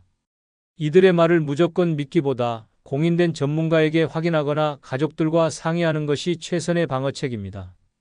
이처럼 사기꾼들은 노년층의 심리적 약점을 집요하게 파고들며 접근합니다. 혹시 나에게 너무 친절하게 굴지는 않는지, 지나치게 좋은 조건을 제시하는 건 아닌지를 항상 의심해 보세요. 신중하고 현명한 태도가 여러분의 소중한 시간과 자산을 지킬 수 있는 최선의 무기입니다. 여러분, 노년에 가장 피곤한 일이 뭔지 아세요? 바로 쓸데없는 자랑 때문에 생기는 갈등입니다. 내가 뭘 자랑했는데? 싶으실 수도 있지만 자랑은 대놓고 하지 않아도 상대방 귀에는 자랑으로 들릴 때가 많습니다. 특히 자녀, 손주, 재산, 여행 같은 이야기들은 은근히 자랑으로 흘러가곤 하죠. 문제는 이 자랑이 듣는 사람의 마음을 찝찝하게 만들거나 괜히 거리감을 만드는 원인이 된다는 겁니다. 난 그저 내 이야기를 했을 뿐인데 왜 삐치는 거야? 라고 생각하실 수도 있어요. 하지만 자랑이란 게 참 묘해서 말하는 사람은 기분 좋지만 듣는 사람은 왠지 모르게 비교를 하게 되고 때로는 괜한 열등감까지 느끼게 합니다. 저 사람은 참 잘 사는데 나는 뭐지? 라는 생각이 떠오르면서 상대방은 대화를 피하고 싶어지죠. 그래서 오늘은 노년에 절대 남들에게 자랑하면 안 되는 7가지를 이야기해 보려고 합니다. 그냥 웃자고 하는 소리가 아니라 진짜로 이걸 잘못 자랑했다간 인간관계가 삐걱거릴 수도 있으니 꼭 끝까지 보셔야 합니다. 노년의 평화로운 관계를 지키기 위해, 그리고 괜히 자랑쟁이라는 소리를 듣지 않기 위해 어떤 이야기를 조심해야 할지 지금부터 시작해 볼까요? 먼저 구독, 좋아요 눌러주세요. 첫 번째는 내 재산 규모입니다. 여러분, 노년에 가장 자랑하고 싶은 것 중 하나가 재산 아닙니까? 내가 평생 이렇게 벌었고 이만큼 모았고 자식들에게도 다 나눠줬지 라며 자랑하고 싶은 마음이 드는 건 당연합니다. 그런데요, 재산 이야기는 절대로 남들에게 하면 안 되는 주제 중 하나입니다. 이유요? 이건 사람들 사이에 은근히 질투와 의심을 부르는 최고의 화두이기 때문입니다. 가령 친구 모임에서 우리 집값이 요즘 10억이 넘었다네라고 슬쩍 흘렸다고 생각해 보세요. 듣는 순간 친구들의 머릿속엔 저 사람 참 잘 나가네 라는 생각과 동시에 근데 왜 저번에 밥값은 내가 냈지? 라는 의문이 떠오를 겁니다. 더 심한 경우 그 돈 다 어디서 났을까? 라며 쓸데없는 추측까지 하게 되죠. 가족들 사이에서도 마찬가지입니다. 자식들에게 재산 이야기를 꺼내면 우리 부모님에게 얼마나 남았을까? 라는 계산이 시작될 가능성이 높아요. 심지어 형제들끼리 유산 문제로 갈등이 생길 수도 있죠. 재산 이야기는 듣는 사람을 불편하게 하고 말하는 사람에게는 오히려 부담으로 돌아올 가능성이 큽니다. 그런데 더 큰 문제는 이런 이야기가 사기꾼이나 기회주의자들의 귀에 들어갔을 때입니다. 돈 이야기를 들은 사람 중 일부는 겉으로 친절하게 다가오며 좋은 투자 기회가 있다거나 급히 돈이 필요한 상황을 핑계로 접근할 수 있습니다. 혹은 당신의 재산에 눈독을 들인 사람들이 허위 사업이나 가짜 약속으로 속이려 들 수도 있습니다. 노년의 재산은 평생의 땀과 노력이 담긴 소중한 자산이니만큼 절대로 이런 위험에 노출되지 않아야 합니다. 노년에는 재산 이야기를 자랑하기보다는 조용히 나를 위해 쓰며 스스로 만족하는 것이 훨씬 낫습니다. 남들에게 자랑한다고 해서 내 재산이 더 많아지거나 사람들의 존경을 받는 건 아니니까요. 괜히 내 재산이 오히려 내 발목을 잡을 수도 있다는 점 잊지 마세요. 두 번째는 내 자녀, 며느리, 손주 자랑입니다. 우리 아들은 대기업에서 고위직이고 며느리는 의사야. 손주는 이번에 반에서 1등 했다네. 부모로서, 조부모로서 자식이나 손주가 잘된 걸 자랑하고 싶은 마음은 당연합니다. 하지만 이런 자랑이 남들에게는 의외로 부담과 거리감을 줄 수 있다는 사실 알고 계신가요? 우선 자녀 자랑은 듣는 사람에게 비교와 열등감을 느끼게 할 수 있습니다. 나는 우리 자식 뒷바라지하느라 애썼는데 저 집에는 왜 저렇게 잘 됐지? 라며 은근히 상대를 위축되게 만들 수도 있죠. 며느리 자랑도 마찬가지입니다. 내 며느리는 아침마다 요가도 하고 집안일도 척척하면서 직장도 다닌다. 같은 말을 들은 사람은 우리 며느리는 왜 안 그렇지? 라며 불편함을 느낄 수 있습니다. 손주 자랑은요? 그건 또 다른 레벨의 불편함을 줍니다. 우리 손주는 이번에 피아노 대회에서 상을 받았다는 말을 들으면 상대방은 우리 손주는 피아노를 배우지도 않는데라며 민망함과 박탈감을 느낄 수 있어요. 심지어 듣는 사람에게 손주가 없을 경우에는 더 큰 거리감을 줄 수도 있습니다. 그리고 중요한 포인트, 자녀와 손주 자랑은 당사자들에게도 부담을 줍니다. 엄마, 제발 친구들 앞에서 내 얘기 좀 하지 마세요 라는 말을 들어본 적 있으신가요? 과도한 자랑은 자식들에게 과도한 기대감과 압박을 주며 손주들에게도 나는 꼭 잘해야 해라는 불필요한 스트레스를 줄 수 있습니다. 세 번째는 내 젊었을 때 잘 나갔던 이야기입니다. 노년에 가장 자주 나오는 대화 중 하나가 바로 내 젊었을 때는 마리아로 시작하는 이야기입니다. 한때 내가 얼마나 잘 나갔고 얼마나 대단한 성취를 이뤘는지 말하고 싶어지는 건 인지상정이죠. 그런데 이 젊은 시절의 자랑이 꼭 환영받는 이야기는 아닙니다. 왜냐고요? 듣는 사람들에게 부담만 줄 가능성이 크기 때문입니다. 첫째, 젊은 시절 자랑은 현재와 연결되지 않으면 공감받기 어렵습니다. 예를 들어 내가 그때는 사장 자리까지 올라갔었지 라고 해도 지금은 은퇴한 상태라면 그 이야기는 과거에 멈춰버린 이야기일 뿐입니다. 상대방은 그래서 지금은요? 라는 생각을 하게 될 수 있죠. 둘째, 젊었을 때 이야기는 자칫 듣는 사람들에게 상대적인 박탈감을 줄 수 있습니다. 특히 듣는 사람이 현재 힘든 상황이라면 아, 저 사람은 저렇게 잘 나갔는데 나는 왜 이럴까? 라는 생각을 하게 될지도 모릅니다. 셋째, 젊었을 때 잘 나갔다는 이야기는 반복될수록 추억에만 매달리는 사람이라는 인상을 줄 수 있습니다. 그때가 좋았는데라는 말을 자주 할수록 오히려 지금의 자신감이나 현재를 즐기는 모습이 부족해 보일 수 있다는 뜻이죠. 젊은 시절의 자랑은 스스로의 마음속에 간직하거나 정말 나를 잘 이해해주는 가까운 사람과 나눌 때 더 빛을 발합니다. 남들에게 굳이 자랑하려고 하면 오히려 지금의 나를 덜 멋지게 보이게 만들 수 있다는 점 꼭 기억하세요. 네 번째는 내 여행 경험입니다. 여행 이야기는 누구나 좋아할 것 같죠?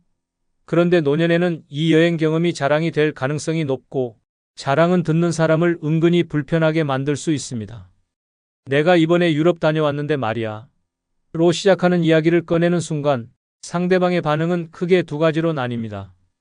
첫째, 상대가 나와 비슷한 여행 경험을 가진 경우입니다. 이럴 땐 서로의 이야기가 공감과 경쟁 사이를 오갑니다. 거기 갔어? 아, 나는 그곳에서 이런 걸 봤지. 라며 대화가 발전할 수도 있지만 상대방이 마음속으로 내 여행은 저만큼 대단하지 않은데라며 비교하고 자격지심을 느낄 수도 있습니다. 둘째, 상대가 여행을 가지 못한 사람일 경우입니다. 건강 문제나 경제적인 이유로 여행이 어려운 사람에게 이곳은 정말 대단했어. 당신도 가봤어야 했는데 라는 말은 배려 없는 자랑으로 들릴 수 있죠. 듣는 이에게는 부러움보다는 불편함과 소외감을 줄 가능성이 큽니다. 여행 경험은 스스로의 행복을 위한 추억으로 간직하는 것이 가장 좋습니다. 특히 노년에는 내가 이만큼 잘 살고 있어라는 자랑으로 들리지 않도록 상대방의 상황을 고려하며 조심스럽게 나누는 것이 중요합니다. 다섯 번째는 내 건강 상태입니다. 노년의 대화에서 빠질 수 없는 주제가 바로 건강입니다. 그런데 건강 이야기가 지나치게 자랑처럼 들리면 듣는 사람의 기분을 상하게 만들 수 있습니다. 예를 들어 나는 지금도 혈압, 당뇨 다 정상이고 약 한 번 안 먹어봤다니까? 라고 말하면 듣는 사람의 마음은 어떨까요? 첫째, 상대가 건강 문제로 고생하고 있는 상황이라면 이런 이야기는 큰 스트레스를 줄 수 있습니다. 저 사람은 저렇게 건강한데 나는 왜 이렇게 약을 달고 살지? 라는 생각이 드는 건 당연하죠. 상대방에게는 자존감을 떨어뜨리는 말이 될 수 있습니다. 둘째, 건강 자랑은 자칫 오만하게 보일 수 있습니다. 젊었을 때부터 자기 관리를 열심히 했다는 자부심을 표현하고 싶을 수도 있겠지만 듣는 사람에게는 나는 잘했는데 너는 왜 못했어? 라는 뉘앙스로 느껴질 위험이 있습니다. 건강 상태는 조용히 스스로 만족하며 관리하는 것이 가장 좋습니다. 건강이 좋다면 감사하며 유지하고 상대방과의 대화에서는 공감과 배려를 먼저 생각하세요.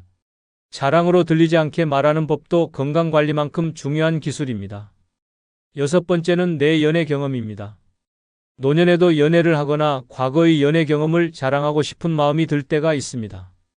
특히 나도 한때 인기가 많았지 라며 과거의 연애담을 꺼내거나 현재 새롭게 시작한 연애를 자랑하는 경우가 있는데요. 이 이야기가 듣는 사람들에게 어떻게 받아들여질지는 생각보다 복잡합니다. 먼저 과거의 연애 경험을 자랑한다면 그때는 참 대단했지라는 말이 상대방에게는 허세처럼 들릴 가능성이 큽니다. 특히 연애 경험이 적거나 그런 경험을 부러워하는 사람에게는 자랑이 오히려 기분을 상하게 할 수 있죠. 현재 연애 중이라면 상황은 더 복잡합니다. 상대방이 혼자라면 저 사람은 연애도 하고 좋겠다는 부러움과 동시에 나한테 이걸 자랑하려는 건가? 라는 반감이 생길 수도 있습니다.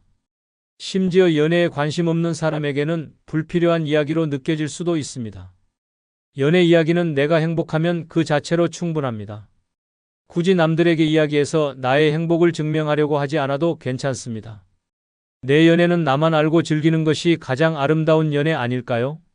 일곱 번째는 내 집이나 부동산입니다. 노년에 들어 자랑하고 싶은 것 중 하나가 바로 내 집과 부동산 관련 이야기입니다.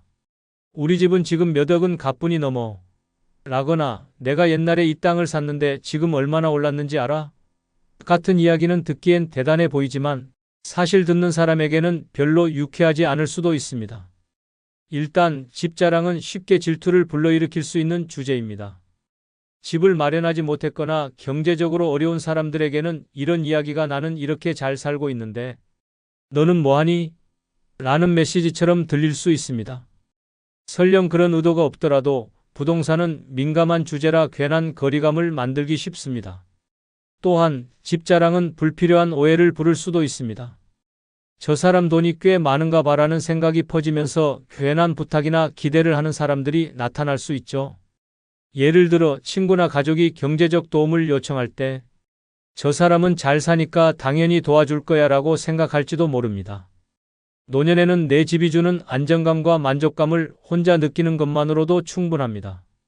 굳이 남들에게 자랑해서 불필요한 감정이나 오해를 만들 필요는 없겠죠? 부동산은 입을 다물수록 더 안전하고 내 평화를 지킬 수 있습니다. 결국 노년의 자랑이란 건 독이 될 수도 약이 될 수도 있는 칼날 같은 존재입니다. 순간적으로는 뿌듯하고 뭔가를 이룬 것 같을지 몰라도 그 자랑이 듣는 사람의 마음을 불편하게 하거나 자칫하면 관계에 금이 가는 일이 생길 수 있습니다. 자랑하고 싶은 마음이 드는 건 당연해요. 내가 자랑스럽고 행복하니 말하고 싶은 거겠죠. 하지만 남들이 듣기에 저 사람은 왜 저렇게 허세를 부리지? 라고 느낄 가능성을 항상 염두에 둬야 합니다. 그리고 솔직히 말해서 자랑은 안 할수록 더 멋지게 보입니다. 내가 가진 행복을 조용히 누리는 사람이 오히려 주변에서 더 존경받는 법이니까요. 오늘 소개해드린 7가지 혹시 평소에 무심코 자랑하고 있진 않았나요? 그렇다면 이제부터는 조금 조심해보세요. 사람들 사이에서 괜한 오해나 불편함을 만들지 않고 평화로운 노년을 보낼 수 있는 지혜로운 첫걸음이 될 겁니다. 자, 오늘부터 자랑 대신 여유. 기억하시죠? 다음에도 유익하고 재미있는 영상으로 돌아오겠습니다. 여러분은 구독, 좋아요, 알림 설정해 주시면 됩니다. 빠이. 여러분, 은퇴 후에 이제야 진짜 내 삶을 산다고 생각하셨나요? 그런데 혹시 아십니까? 은퇴 후에 무심코 내뱉은 한마디가 내가 왜 그런 말을 했을까라는 후회를 불러오고 심지어 남들과의 관계를 단번에 끊어버릴 수도 있다는 걸요. 나 사실 은퇴 자금 얼마 있어, 자식들. 요즘 속 썩여 같은 말은 듣는 사람에게 의도와 전혀 다르게 부담과 불편함으로 다가갈 수 있습니다. 자랑 같지만 불쾌한 말, 푸념 같지만 은근히 도움을 요구하는 말. 한순간의 가벼운 농담이 남들에게는 이 사람하고는 거리를 둬야겠다는 생각을 심어줄 수도 있습니다. 오늘은 은퇴 후 절대 말하면 안 되는 7가지 치명적인 말을 이야기해보려 합니다. 여러분의 소중한 관계를 지키고 싶다면 이 7가지만큼은 꼭 말하지 마세요. 구독, 좋아요 누르시면 시작하겠습니다. 첫 번째는 나 은퇴 자금 얼마 있어 라는 말입니다. 여러분, 은퇴 후 남들과의 대화에서 나 사실 은퇴 자금 꽤 있어 라는 말을 꺼내셨다면 그 순간부터 문제는 시작됐습니다. 내 돈 자랑이 부러움이나 축하로 끝날 거라 생각하셨나요? 천만의 말씀입니다. 그 말 한마디로 사기꾼들의 레이더망에 정확히 잡히는 순간이 될 수도 있습니다. 실제 사례를 들어볼까요? 한 은퇴자는 지인들과 모임 중에 이런 말을 꺼냈습니다. 나 이번에 은퇴 자금으로 집 하나 사놓고 은행에도 좀 넣어놨어. 이 말에 모두 웃으며 고개를 끄덕였지만 그중 한 명의 속내는 달랐습니다. 이 사람 돈 좀 있네? 한번 공략해볼까? 며칠 뒤 그 지인은 이렇게 말했습니다. 형님, 제가 좋은 투자처를 알고 있어요. 그냥 은행에 넣어두는 건 이율도 낮고 손해입니다. 요즘 부동산이 대세라니까요. 은퇴자는 속으로 그래, 돈이 돈을 벌어야지라며 마음이 흔들렸습니다. 결국 그는 지인의 추천으로 큰 돈을 투자했지만 몇 달 뒤 그 지인은 연락이 두절됐고 투자한 돈은 허공으로 사라졌습니다. 여기서 끝이 아닙니다. 돈 자랑은 단순히 사기꾼들에게만 먹잇감을 제공하는 게 아닙니다. 가까운 지인들이나 심지어 가족들까지도 저 사람 돈 많다더니 좀 빌려달라고 해볼까? 라는 생각을 하게 만들죠. 돈을 빌려주고 받지 못하거나 부탁을 거절한 뒤 관계가 어색해지는 일은 흔히 벌어지는 시나리오입니다. 돈은 조용히 숨겨야 지킬 수 있습니다. 나 돈 있어라는 한마디가 주변 사람들의 시선과 의도를 바꿀 수 있다는 걸 잊지 마세요. 은퇴 후엔 돈 자랑이 아니라 조용한 관리가 진정한 지혜입니다. 돈 이야기는 입 밖에 꺼내지 마세요. 그 한마디가 내 돈을 날리고 관계까지 망칠 수 있습니다. 그럼 이와 관련된 실제 사례를 한 편 소개하겠습니다. 김 씨는 은퇴 후 동네 친구들과의 술자리에서 가벼운 마음으로 이런 말을 했습니다. 나 은퇴 자금 꽤 있어. 집값도 올랐고 은행에 여유 자금도 꽤 넣어놨지. 그 말을 들은 친구들은 겉으로는 잘 됐네 라며 축하했지만 속으로는 각기 다른 계산을 하기 시작했습니다. 며칠 후 그중 한 친구가 김 씨를 찾아와 이렇게 말했습니다. 형님, 제가 요즘 좋은 투자 정보를 하나 알게 됐는데요. 그냥 은행에 돈 넣어두는 건 손해입니다. 이 투자만 하면 원금은 물론이고 이자가 몇 배로 돌아올 거예요. 평소 돈에 대해 철저했던 김 씨도 친구의 진지한 태도에 흔들리기 시작했습니다. 결국 김 씨는 은퇴 자금 중 절반을 그 친구가 추천한 투자처에 넣었습니다. 처음 몇 달은 이자가 조금씩 나오고 있네라며 안심했습니다. 그런데 어느 날 갑자기 연락이 끊긴 친구와 함께 투자금도 흔적 없이 사라졌습니다. 사기를 당한 걸 알게 된 김 씨는 큰 충격에 빠졌지만 이미 모든 돈은 돌이킬 수 없는 상태였습니다. 그뿐만이 아닙니다. 김 씨가 돈을 잃었다는 소식이 퍼지자 주변 친구들까지도 그를 멀리하기 시작했습니다. 그 돈 자랑하더니 결국 사기당했대. 나까지 끌어들이려는 건 아니겠지? 이런 불신 속에서 김 씨는 홀로 남게 되었고 노년의 평화를 완전히 잃어버렸습니다. 은퇴자금 이야기는 절대 남들에게 꺼내지 마세요. 그 말 한마디가 사기꾼을 끌어들이고 주변 사람들마저 떠나게 만드는 시작점이 될 수 있습니다. 돈은 자랑할수록 위험해지고 숨길수록 안전하다는 걸 꼭 기억하세요. 두 번째는 자식들 요즘 속 썩인다는 말입니다. 여러분, 자식이 속을 썩인다고 해서 지인들에게 하소연처럼 말하는 건 괜찮다고 생각하시나요? 하지만 이 말이 얼마나 치명적인 결과를 불러올 수 있는지 아십니까? 우리 애들 요즘 이렇게 속을 썩인다는 말을 듣는 순간 상대방은 그래, 저 집안은 저렇구나라는 낙인을 찍게 됩니다. 자식은 물론이고 내 체면까지 송두리째 무너지는 상황이 벌어질 수도 있습니다. 실제 사례를 보겠습니다. 한 어머니가 친한 친구들과의 모임에서 이렇게 말했습니다. 우리 아들이 요즘 취직도 못하고 집에서 그냥 빈둥빈둥거려. 정말 속 터진다니까. 친구들은 고개를 끄덕이며 그럴 수도 있지, 젊은 애들 다 그렇다고 위로했지만 속으로는 다른 생각을 했습니다. 저 집 아들은 문제 있네. 아유, 우리 애랑 비교도 안 된다. 며칠 후 그 어머니의 말은 다른 사람들의 입을 통해 더 과장되게 전달되었습니다. 저 집 아들은 취직도 못하고 부모한테 손 벌리면서 산다더라. 이 소문은 동네 전체에 퍼졌고 결국 아들도 그 사실을 알게 되었습니다. 아들은 어머니에게 이렇게 따졌습니다. 엄마, 왜 내 얘기를 남들한테 하고 다녀요? 내가 그렇게 창피한 사람이에요? 결국 두 사람의 관계는 깊은 갈등으로 번졌습니다. 여기서 끝나지 않습니다. 자식 이야기를 남들에게 하소연하듯 꺼냈던 그 어머니는 이후 자식에게도 지인들에게도 불편한 존재가 되었습니다. 자식은 부모와 거리를 두기 시작했고 지인들도 저 사람, 남의 험담을 쉽게 하더라며 멀리하기 시작했죠. 가족 이야기는 특히나 민감한 주제입니다. 자식의 단점이나 속상한 이야기를 남들에게 털어놓는 건 절대 득이 되지 않습니다. 은퇴 후엔 가족의 사생활을 철저히 지키세요. 자식 이야기는 남의 입이 아닌 가족의 울타리 안에서만 다뤄야 합니다. 내가 한 말이 내 가족을 망칠 수 있습니다. 그럼 이와 관련된 실제 사례를 한 편 소개하겠습니다. 이 씨는 친한 친구들과의 모임에서 무심코 이렇게 말했습니다. 우리 아들, 속을 썩여도 이렇게 썩일 수가 없어. 직장 다니던 놈이 때려치우고 요즘엔 집에서 게임만 하고 있네.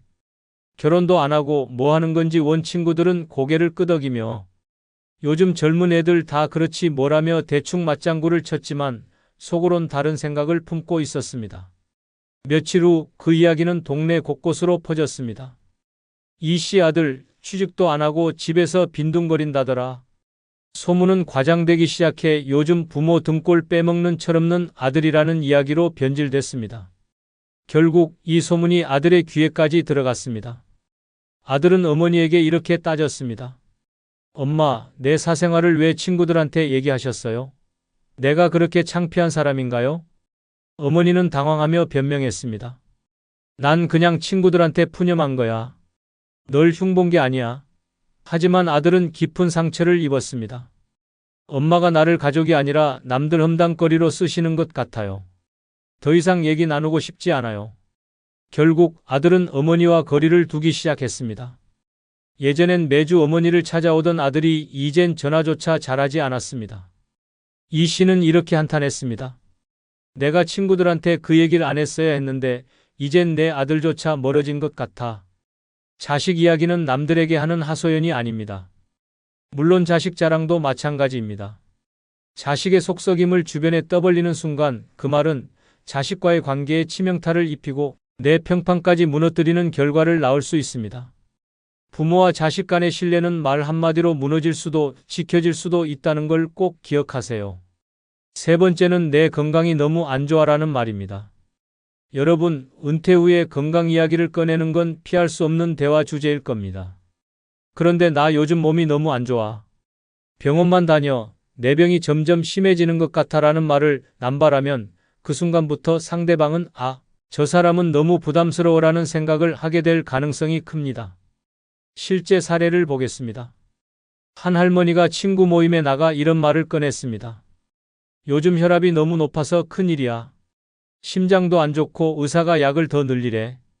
처음엔 친구들이 걱정해주며 위로했죠. 아유, 요즘 약 잘 나오니까 괜찮아질 거야. 그런데 이 대화가 만날 때마다 반복되자 분위기는 점점 달라졌습니다. 어느 날 한 친구가 속마음을 털어놨습니다. 저 할머니 만날 때마다 아프다고 하니까 더 이상 무슨 얘기를 해야 할지 모르겠어. 우리 모임이 병원 대기실도 아니고 다른 친구들도 점점 모임에 나오지 않기 시작했고 그 할머니는 혼자 남았습니다. 결국 그녀는 나를 다들 피하는 것 같아. 나만 이렇게 외로운가? 라며 서글퍼했죠. 건강 문제를 남발하는 말은 단순히 상대방을 피곤하게 만드는 데서 끝나지 않습니다. 그 말을 듣는 사람은 점점 나와의 대화에서 부정적인 에너지만 느껴진다고 생각하며 관계를 멀리하려 합니다. 특히 자식에게 엄마 요즘 너무 아파. 내가 병원 좀 같이 가주면 안 되겠니? 같은 말을 반복하면 자식은 부모를 걱정하는 대신 내가 이걸 평생 책임져야 하나? 라는 부담을 느끼게 됩니다. 물론 건강이 중요합니다.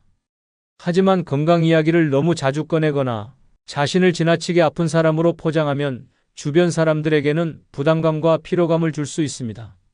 내 건강 문제는 내가 책임지고 긍정적인 태도로 관리하는 모습이야말로 진짜 멋진 노년입니다.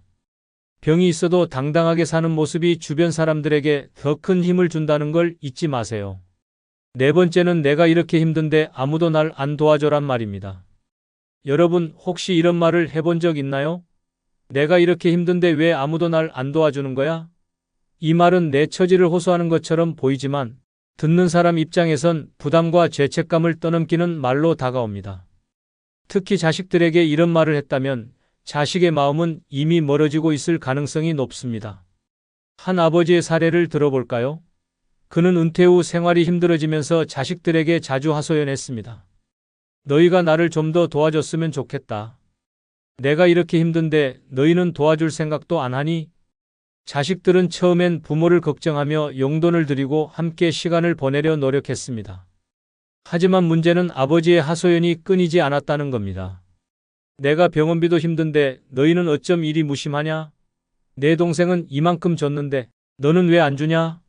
같은 말들이 이어지자 자식들은 점점 지쳐갔습니다. 결국 큰딸은 아버지에게 이렇게 말했습니다. 아빠, 저희도 가정이 있고 책임져야 할 일이 많아요. 매번 이런 말씀하시면 저희도 힘들어요. 그 말을 들은 아버지는 크게 상처받았지만 정작 자식들의 마음도 이미 멀어져 있었습니다. 자식에게 하소연하는 말은 부모의 힘든 처지를 전달하는 게 아니라 너희가 나를 충분히 돌보지 않는다는 비난처럼 들릴 수 있습니다. 하소연은 내 감정을 털어놓는 행위일 뿐 문제를 해결해 주진 않습니다. 오히려 자식과 지인들에게 부담스럽고 힘든 사람이라는 이미지를 심어줄 수 있습니다. 은퇴 후에는 하소연보다 내 문제는 내가 해결한다는 의연한 태도가 필요합니다. 자식이나 지인들에게 의지하려는 마음을 내려놓고 스스로를 책임지는 모습을 보여주세요. 그게 진짜 어른다운 노년입니다. 다섯 번째는 내 자식이 얼마나 성공했는지 알아? 란 말입니다. 여러분, 은퇴 후에 자랑거리가 줄어들면서 자식 자랑으로 대화를 시작한 적 있으신가요? 우리 아들 이번에 승진했더라고. 연봉도 엄청 올랐대. 우리 딸은 애 키우면서도 박사 학위 받았어. 같은 말이 대화의 화제가 된 적이 있다면 그 순간부터 듣는 사람들의 속은 복잡해지기 시작했을 가능성이 큽니다. 사례를 들어볼까요? 한 아버지는 친구들과의 모임에서 자식 자랑을 늘어놓았습니다. 우리 아들 이번에 외국계 기업으로 옮겼는데 연봉이 억대래. 진짜 내 자식이지만 대단하지 않아? 처음엔 친구들이 박수를 치며 축하했습니다. 하지만 모임이 끝난 후 친구들은 이렇게 수군댔습니다. 자기 자식 자랑 좀 적당히 하지. 듣는 사람 기죽이는 줄 몰라? 여기서 끝이 아닙니다. 자식 자랑은 듣는 사람들에게 비교의 스트레스를 안겨주기도 합니다. 저 사람 아들은 저렇게 잘 나가는데 우리 애는 왜 이 모양이야? 라며 자신의 자녀와 비교하기 시작하죠. 결국 자랑을 들은 사람들은 관계를 점점 피하고 싶어 합니다. 저 사람 만나면 또 자식 자랑만 할 텐데 그 얘기 듣고 싶지 않아. 자식 자랑은 또 다른 문제를 가져오기도 합니다. 누군가에게 자랑한 이야기가 동네나 지인 사이에서 과장되어 전달되면 자식이 직접 피해를 보는 경우도 있습니다. 내 아버지가 내 연봉 자랑하던데 정말 그렇게 많이 버니? 한턱 쏴야지. 라는 말로 자식이 곤란한 상황에 처할 수도 있죠. 기억하세요. 내 자식의 성공은 나에겐 자랑거리일지 몰라도 듣는 사람들에게는 부담이거나 질투의 대상이 될 수 있습니다. 자식 자랑은 가족끼리만 하는 것으로 충분합니다. 관계를 망치지 않으려면 자랑 대신 경청하는 법을 배우세요. 자식의 성공이 내 자랑이 되는 순간 관계의 실패로 이어질 수 있습니다. 6번째는 요즘 생활이 너무 힘들어란 말입니다. 여러분, 요즘 생활비가 빠듯해서 힘들다. 내가 이렇게 힘들게 사는 걸 누가 알아주나? 라는 말을 자주 하신 적 있나요? 이런 하소연은 듣는 사람에게 공감보다 부담과 불편함을 안겨주는 독이 될 수 있습니다. 한 할머니의 사례를 들어보겠습니다. 그녀는 지인들과의 모임에서 자주 하소연했습니다. 요즘 물가가 너무 올라서 생활비가 부족해. 애들한테 돈 달라고 하기도 미안하고 정말 사는 게 힘들어.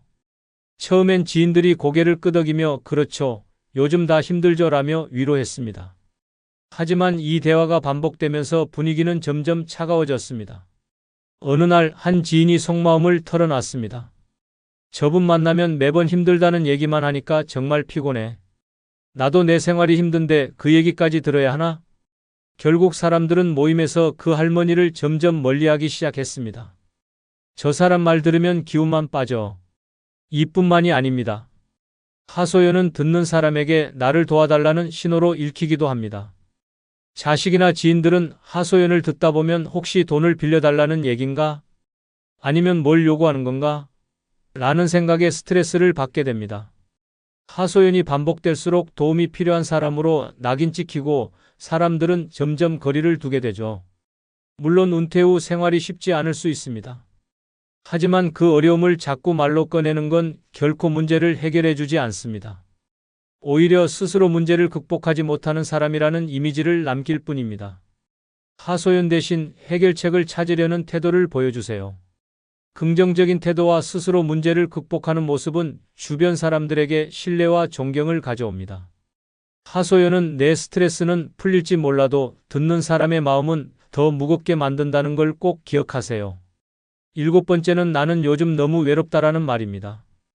여러분, 은퇴 후에 요즘 너무 외롭다, 혼자 있는 게 힘들어라는 말을 남들에게 꺼내신 적 있나요? 이 한마디는 듣는 사람에게 나와 함께 해달라는 무언의 요청으로 다가올 수 있습니다. 하지만 이 말은 상대방에게 부담을 줄 뿐만 아니라 오히려 당신의 외로움을 더 깊게 만들 수 있다는 걸 아시나요? 한 할머니의 사례를 보겠습니다. 그녀는 동네 친구들에게 자주 이렇게 말했습니다. 요즘 집에 있으면 하루가 너무 길어. 전화라도 자주 해줘. 아니면 잠깐이라도 얼굴 좀 보자. 처음엔 친구들이 아유, 그러게. 우리 자주 보자며 약속을 잡았습니다. 그런데 이 대화가 반복되면서 친구들은 점점 부담을 느끼기 시작했습니다. 할머니가 매번 전화를 걸어 왜 요즘 연락이 없냐? 시간 있으면 잠깐 들러줘라고 요청했기 때문입니다. 친구들 입장에선 할머니의 외로움을 이해하면서도 자신의 생활도 있기 때문에 계속 응답하기가 힘들었죠. 결국 친구들은 할머니와의 관계를 점점 피하게 됐습니다. 저분은 만나면 외로움 얘기만 하니까 너무 무겁고 피곤해.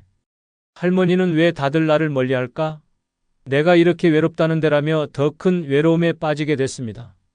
외로움은 누구나 느낄 수 있는 감정이지만 그것을 남들에게 지나치게 이야기하면 상대방은 부담을 느낄 수밖에 없습니다. 오히려 내 외로움을 상대가 해결해줘야 한다는 인상을 주게 되고 그로 인해 관계가 멀어질 위험이 큽니다. 외로움을 해결하는 가장 좋은 방법은 자신만의 취미나 활동을 찾는 겁니다. 친구들에게 외로움을 하소연하기보다는 내 스스로 외로움을 달래는 법을 배우는 것이 훨씬 더 건강한 선택입니다. 외로움은 남이 해결해주는 문제가 아니라 스스로 극복해야 하는 과제라는 걸 꼭 기억하세요. 그럼 구독, 좋아요 다시 한번 부탁드리며 오늘 영상이 조금이라도 도움이 되셨다면 멤버십 가입으로 후원해 주시면 다음 영상 제작에 큰 힘이 될 겁니다.